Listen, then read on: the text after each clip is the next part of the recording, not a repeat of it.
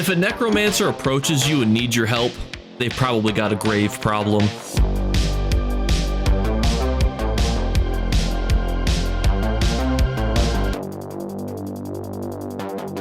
What's going on, YouTube? It is officially spooky season, so you know what that means. It means that we need to talk about the Elder Scrolls Online Witches Festival event. Now, this Bad Mama Jamma is going to be starting October 23rd. It's going to be running through the traditional 2-ish week event period. And during that time period, we're going to be able to unlock some awesome rewards. But notably, if you've never participated in this event, you're going to be able to farm it pretty much however you want, because it is the most user-friendly farming experience out of pretty much all the Elder Scrolls Online's events.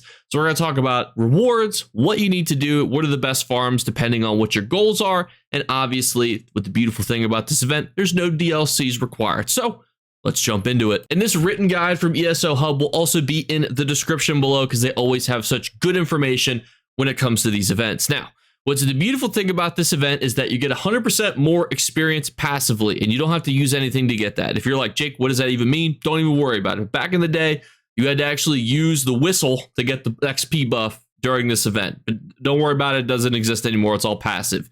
And during this event, all of these bosses are going to be dropping plunder skulls. Which types of bosses? Incursion, quest, delve, public dungeon, trial, arena, infinite archive, world bosses. So pretty much every boss for all the things ever are going to be dropping these rewards. So the two most simple things that you need to know about this event on its face when it comes to passives, like what's turned on during this event: 100% XP, which will stack with your scrolls, which could also alternatively stack with potions. If you wanted to buy them from other players, you could use that. It will stack with your Maras if you're married to somebody. And then all of the bosses in the game are going to be dropping extra loot, in the sense that you're going to be getting plunder skulls from them. And if you want to pick up the quest, you can pick it up from the Crown Store. It'll be called the Event Quest, The Witch's Bargain. You can also go there independently as well.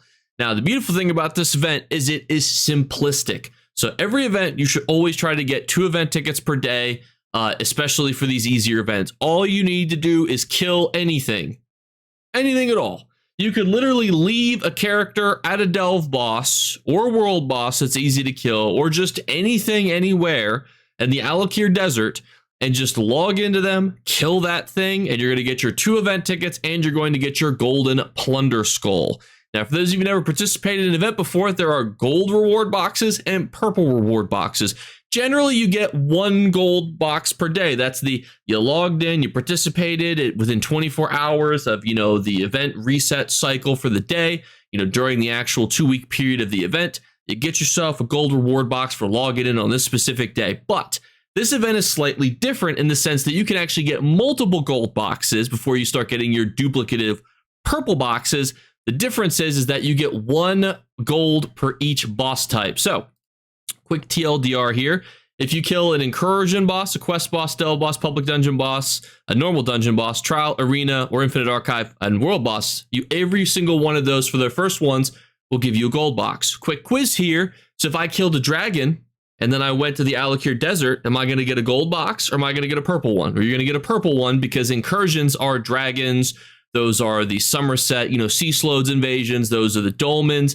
But if I was to kill a public dungeon boss and then go into Fungal Grotto 1, am I going to be getting, you can answer in your screen here, am I going to be getting 2 gold boxes or a gold and a purple box? You're going to be getting 2 gold boxes, because public dungeons are different than normal dungeons. But if for some reason you farmed Fungal Grotto twice to try to get 2 gold boxes, well, you'd be very silly, because you would get your duplicative purple box instead. The main difference that you want to try to get as many golds as possible is to just have better rewards, and we'll talk about rewards here now. And here are those rewards. So we're going to have the new outfit style, some new body face markings, some Dromora motif chapter pages, last year's Revenant outfit style. We're going to have some writs, which will reward you the Hollowjack style. We'll also have the Glenamoria ward weapon styles. Those aren't worth anything. And then the armor outfit styles, also not worth anything.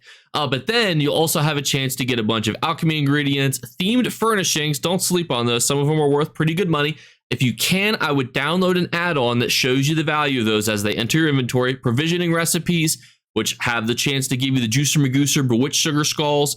treasures, which obviously, usually quick sell those bad boys, a small chance of Hollow Jack or Dremora style items, and then worms, crawler, guts, insect parts, etc. Here you can see the new outfit style. I don't know what my thoughts are on this. It kind of makes you look like a beekeeper that got their bee suit from Temu. So if you wanted to have a helmet like that, I mean, God bless. It's like wearing a trash can that's upside down on your face, like one of those ones that like has the little mesh on the outside of them. Now, a lot of people don't like body and face markings. All right, a lot of purists out there, but I will tell you is that these body and face markings will also be affected by your skin. So let's say you have a skin that glows red, but then you have a green face marking that glows a different color. Well, they'll react off of each other. So actually body markings and face markings can have really cool combinations with skins that you use on ESO.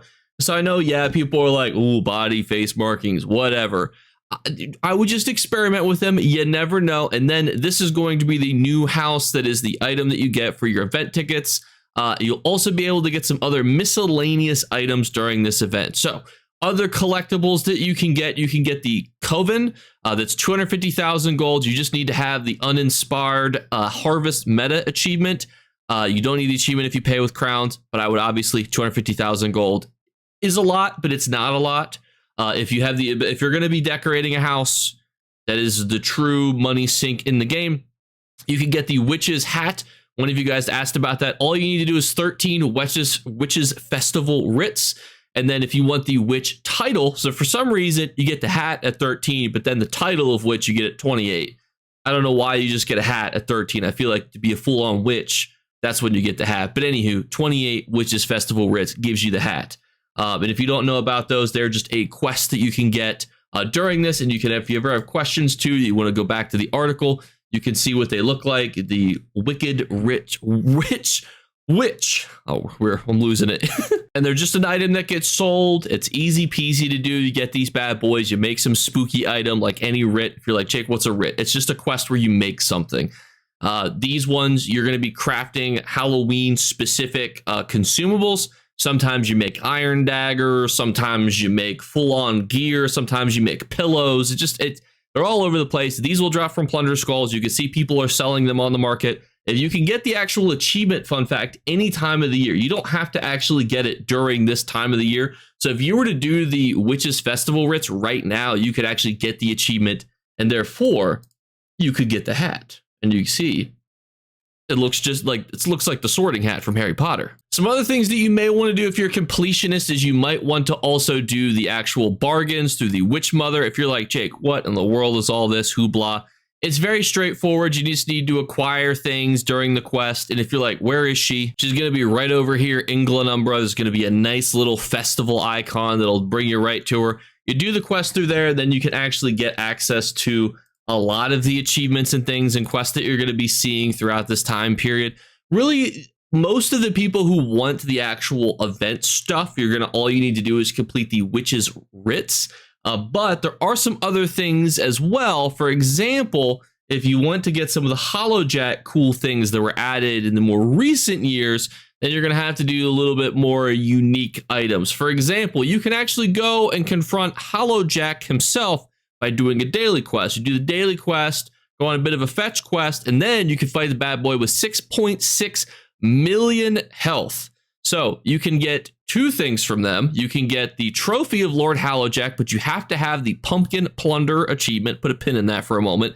And the bust of the Lord himself has a chance to drop. So if that's the reward from killing him multiple times, you also will be getting, a bunch of, purple plunder skulls, blah, blah, from killing him.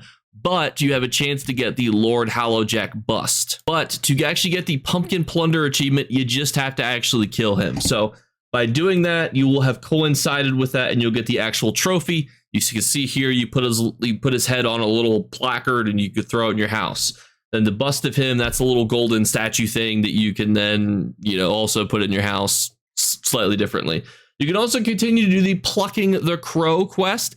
Now, this one I don't think is as fun anymore. Ever since they've added Hallowjack, it's kind of like, why would I want to go back and kill the Plucking the Crow quest? It is a completionist things you can do as you go to the Witch's Coven, which again, be right here in Glenumbra. There'll be an event marking for it. The Crown Store quest will take you there. You'll see a whole bunch of event vendors try to get you to go over there, so don't worry about finding them. It'll give you another daily quest. You go get some feathers. You then take those feathers, kill them, blah-de-blah. Then you'll get yourself the actual rewards. But it's not really something you really need to do more than once just to get the achievement. It's not something that you get like a bonus for, like, ooh, a chance to get the bust of Lord Hollowjack. There's really nothing like that tied to plucking the crow, so you don't have to worry about that. We'll have our new stuff here this season. We're going to start the fragments to actually get the actual wild-grown Chapel of Julianos. That should be the big focus. Everything else in here is not going to be as much in value. Even the witch's grab bag from yesteryear, a lot of these mementos are not worth a whole lot. If you guys want a breakdown of that, let me know. Most of the actual masks are where your value is going to be. And if you have those, you're not going to get them again. And everything you get here is bound. So you're only saving yourself money. So yes, you could be getting some cool mementos, but most of these are not super expensive. Again, if you want a full breakdown on this, let me know. We can do one and we can go through the value of each of these fragments. That way you could try to buy the cheap ones and then roll for the big ones. But I think honestly, because there's a house on the horizon, I would just encourage you to start getting the fragments for the house, the Chapel of Julianos, just because it's going to be a very cool house for you. And then obviously Phyllis is going to be there in his little pumpkin outfit and cute little thing. And you can just, buy the standard stuff from him. Indrakes, we're going to have the Pure Snow and Crimson Indrake. That's what these look like right here. And these are the recipes that can drop from those plunder skulls we talked about. Obviously, all the purple ones and gold ones are the chase ones. Those are the ones that you want. But you can also get furnishing items. It's always a little bit tricky with furnishing items to know how valuable they are, because truthfully, a lot of these pumpkins have a little bit of value. Like, people want to be able to display, some pumpkins and stuff. So it always just depends a little bit. Just because something is blue quality doesn't necessarily mean it's better than a purple quality or less, not as good as purple quality. So keep that in mind. Here's all of the furniture that can also drop. And then here are the past events. Now, if you're wondering, Jake, you missed a couple things, and that is because I skipped some things, and it's because it's not as important. So the actual plunder skull you get has a chance to drop something specific. Now, you might think, Jake, this seems like it's imperative knowledge. It is not. So this has always been slightly confusing to new players, and it's very inconsequential. For example, let's say I get a Jamora plunder skull from a world boss. It also means I could get the Jamora epaulets, I could get the arm cops, I could get the pauldrons, versus if I do the delve one, I could get the staff, and I could get all these other ones. And it's like, this is irrelevant. Why is this irrelevant? It's because these motif pages are not worth any gold anymore. They have been out for so long. Yes, it's nice that they still drop to continue to add them to the market. They don't inadvertently become a chase item when they don't look as cool. Some of the newer styles that you can already farm from newer dungeons for free, essentially, or buy them on the open market, for your gold. I don't like these motifs. They're not worth a lot of gold. They're literally worth like hundreds. They're not even thousands. They're worth like hundreds of gold. So I would curtail your time to best meet your needs. Let's talk about that. And when it comes to the best plunder skull per minute ratio, it's going to be Fungal Grotto, because it can be completed before any delve or world boss will naturally respawn. So a lot of people think that it's the Alakir Desert Dolmens. That's not necessarily true, although we have our cat joining us here for this spooky event. So maybe she'll say hi here for the first time in this video. We had to get a black cat in the Halloween video, but notably, Fungal Grotto is going to be able to be completed before you could ever farm, and get a respawn from like a delve boss or other world bosses, etc. But that doesn't necessarily mean it's the best for you, because, for example, during this event, people are going to be killing dragons, but dragons don't respawn super fast. But here's the thing: they drop a blood bile Rheum. Make sure you complete the quest of good bits to get Rheum, and you can then combine that with all of the plunder skull rewards. So it's not always just plunder skulls that are the best rewards, because yes, Fungal Grotto will give you some ornate gear and some gear you can quick sell, but your only rewards are going to be from those plunder skulls. And the plunder skull rewards are good, but they're not great. In the sense that I would rather you guys, as newer players or people who have access to DLCs, I would instead focus on dragons. And if you don't have elsewhere, I would instead focus on something like maybe geysers or high isle volcanic vents, or any volcanic vents. Those are probably going to be better rewards for you. What we don't know is that Solstice is going to be out. It might be very good to farm the newest portions of that zone as well, but that's a bit of a mystery in the sense of how rewarding that's going to be. Now, if you don't have DLCs, that is totally okay. I would encourage you to do a couple different things. The first thing you could do if you need to level up, or if you're low level and you want some good rewards, is go to the Alakir Desert. If you've never been to the Alakir Desert before, it's up here, and the dolmens here are always in a clockwork motion, meaning that they go very, very quickly. You can farm them very fast. They give tons of experience. They get jewelry, which can be deconstructed for really good jewelry crafting equipment. And then you could use that later, obviously, and you could continually do that. Another really nice place to know about, in my opinion, is Bankerai, because you have these 3 world bosses that are very close to each other. These are both free-to-play zones, obviously, so you don't have to worry about any specific DLCs. But generally, I think if you're going to farm the Witches event, because truthfully, you can farm anything. You can farm the Infinite Archive. You could farm arenas. You could go, farm a public dungeon. A really good public dungeon to farm would probably be the one over here, the Forgotten Crypts inside of Deshaun, because there's really good respawn rates on there, and you can get Mother's Sorrow gear, which still has a decent market for it. Even Plague Doctor has a market for it. But also, don't sleep on Lady Laurel Shelter, which is one of the best places to get Scrib Jelly, a really good re-ingredient that you can use to profit massively. If you're just going to passively kill the scribs that spawn in there, then you can then get all that jelly, and in between, you can then go and also kill the boss there, who's got like nominal amounts of health, and then get bunches of rewards and gold value that way. So it really just kind of depends on like what you want. Do you want a little bit of XP? If you want XP, dolmens. And in fact, if Alakir Desert becomes too compacted, I would encourage you to come to Deshaun to do here. If you have DLCs, dragons, volcanic vents, even Miramore ones are also decent ones to consider. The new Solstice ones will hopefully be good and worth considering. Those are going to be the Juicer Magusa rewards for you to go out and do. And if you want any specific suggestions, always reach out to me on Discord. I could tell you, if you're like, Jake, I'm a returning player, I don't have access to DLCs, I've got a level 110 character, I don't have any gear, what should I do? I could give you the answer. You could also put them in the comments below. I try to read all the comments.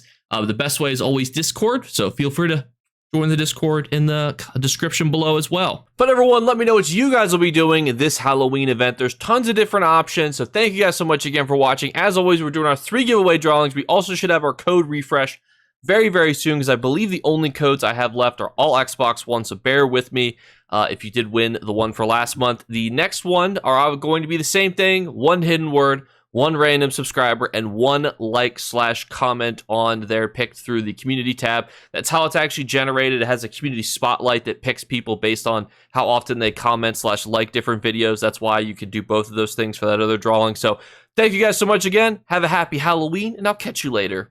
You better remember to like and subscribe to Jakeclips. Or you should. I might have to pluck your eyes if you don't. Or, better yet, I'll skip rope with your entrails. Do it now. Subscribe. Ta-ta. Off with you.